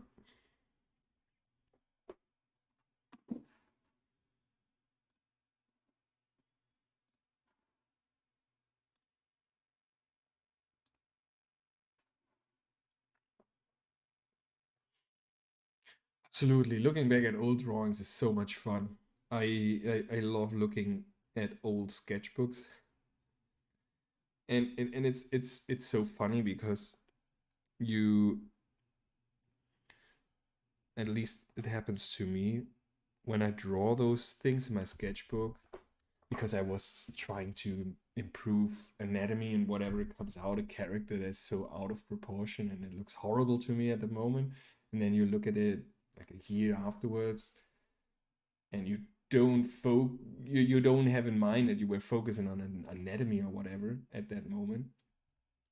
And then there are so many moments where I love the animation or the illustrations that I did back then, although at the time when I did it I hated it. So yeah, it just depends on how to look at it, I suppose. Okay, here now I want to get a quick in between, and a quick in between I just want to put in one frame, and I think I'm gonna just totally distort it, so it's gonna be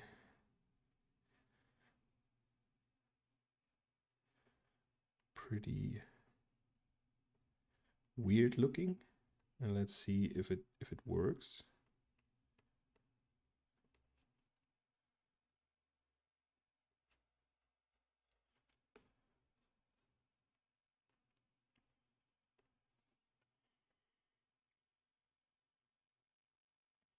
And normally, as the movement is so fast, you obviously won't see the details of the hand. There's more or less like a motion blur happening. I don't even put the sphere in it, so let's see if we do.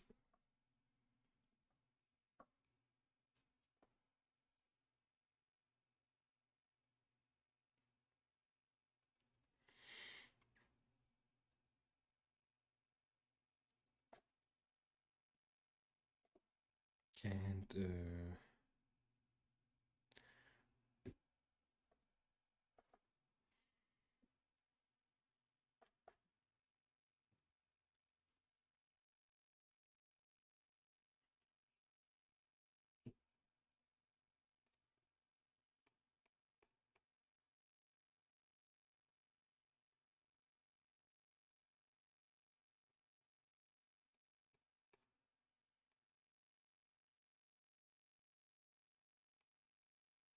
yeah, we should definitely do a hand animation. I'm really scared. As well, after I got so stuck with the run cycle animation, which is kind of a messy thing, and thinking about doing this on the stream creates kind of a level of anxiety, which means I suppose it's a good thing, because don't we want to push our comfort zone? And I'm just saying that because now I could actually take the hand of our previous one and just copy it and rotate it slightly, but I decide to do it manually, just to practice. And I think doing a animation of a hand would be a amazing practice.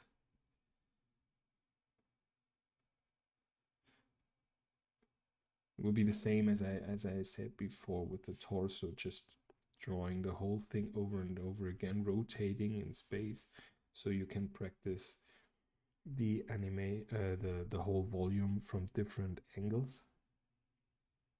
And doing this with a hand that actually is moving, so you don't not only changing the angle but also the pose, and have to draw all the in-betweens. So each in-between would be basically a hand study on its own, and I think that would be very beneficial to learn hands.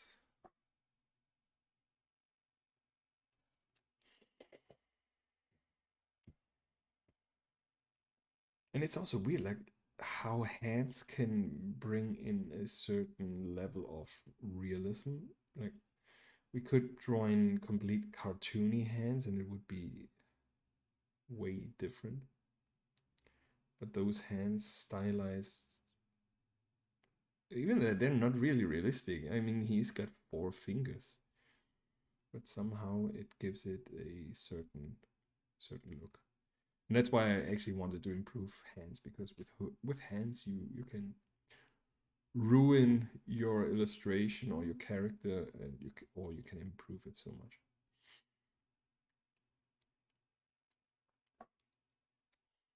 So it's 4 o'clock. We set our limit to 1 hour, and that's what we got so far in 1 hour.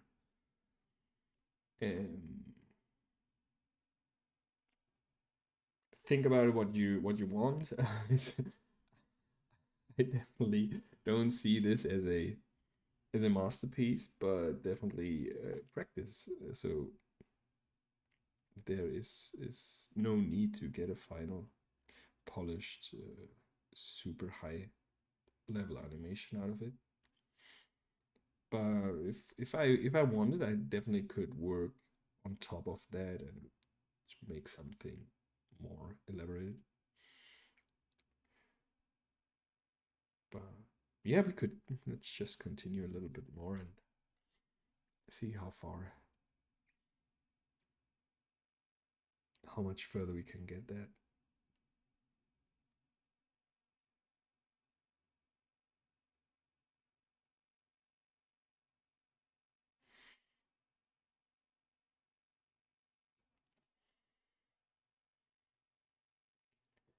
feel like the popping couldn't be more emphasized by maybe there are some particles flying around.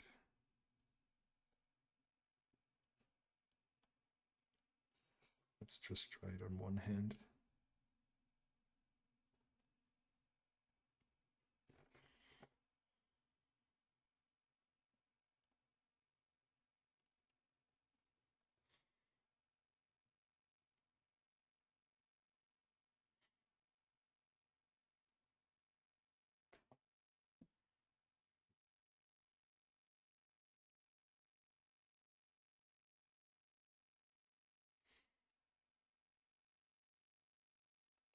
Makes it a little bit more explosive here.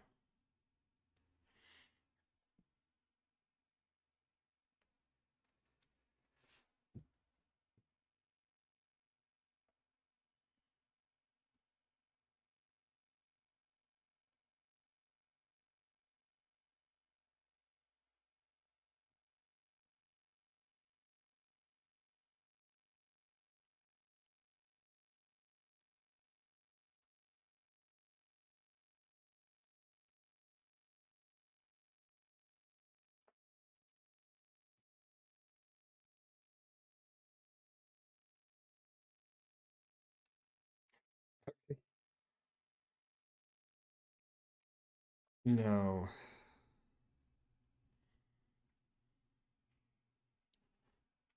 I'll bring in a new layer because I think I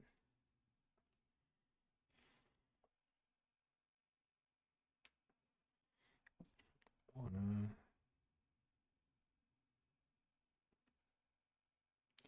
bring in some eyes.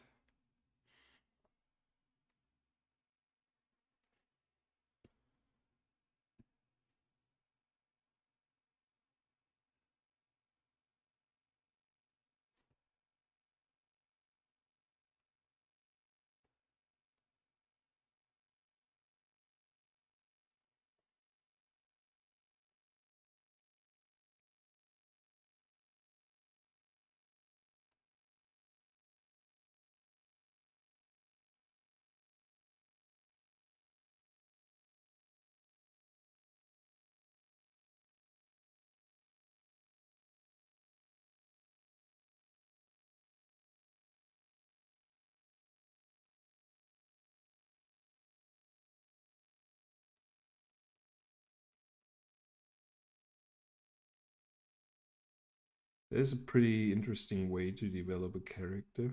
I have no idea how it finally gonna look like. I haven't even, I have a slight idea how I want the eyes gonna be look like afterwards, but that is still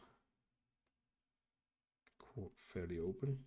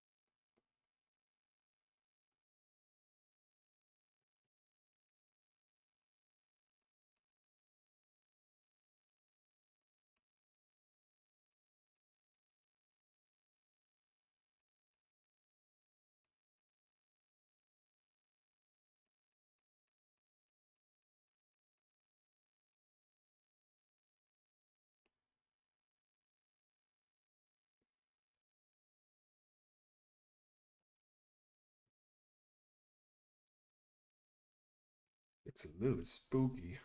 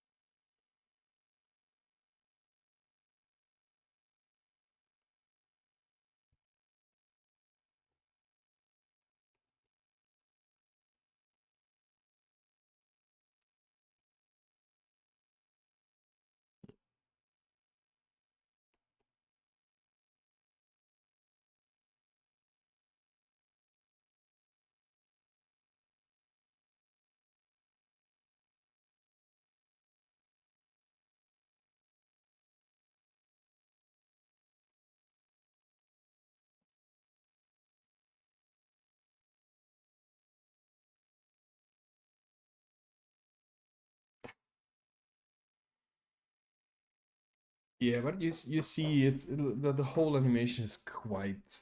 Um, it's really linear, and I think that's one thing that makes animation cool when you play around with the timings and let different elements have their own timing and get a little bit more of an organic feeling. Um, and I think timing is best done, at least from my little experience I have, when you do pose to pose animation, where you actually define your two poses from point A to point B and then figure out the timing it's gonna take to get from one drawing to the other. And I suppose if you really had a specific animation in mind, then you could do some timing already with the spacing in between the drawings. That would work. And but for today, uh, for example, wow, what is now? This is looking weird. Oh, um, in this one, this has been straightforward as well, not directly with the cleanup. Let me see. Here's this. This has actually been the straightforward doing this technique. But here, I kind of had that quite clearly in my mind while I was drawing what are the movements and what I wanted to achieve. So here I definitely have timing going on, and you see like the jump is quite fast, and he pushes up here to get to this floating state where it's quite slow, and then when he drops, it's getting faster again, so it speeds up. So there are variation in the timing, and that makes an animation way more interesting and more organic, more appealing. So that is definitely one thing you want to have in mind. But as I said, like here you probably mostly practice. You can practice all kinds of stuff like just drawing, animating in perspective, moving things, and so on. So I definitely would recommend try out some straightforward animation, which is perfect to do as well on programs like Procreate, which a lot of people already have, and it's a great way to experiment a little bit and have just fun with the animation. So yeah, I would say that was straightforward Friday, straightforward to the weekend. And if you like all that stuff and you want me to do more of that, and it's always nice to get some feedback via the comments, the like buttons, subscribe, even consider. And yeah, it definitely helps um, to get a little bit of an idea of what's working, what's not working, and yeah, let me know. I'm totally open for this and would love to get into the dialogue with you guys and see how what things are working for you and what you would like to see. That said, thanks a lot for watching, and I'm gonna go off the weekend. And as I still thank you for watching. Have a great weekend, and maybe we see each other. I'll be here on Monday 2 p.m. If you are, it would be awesome. Um, Take care and enjoy your weekend. Bye bye, everyone.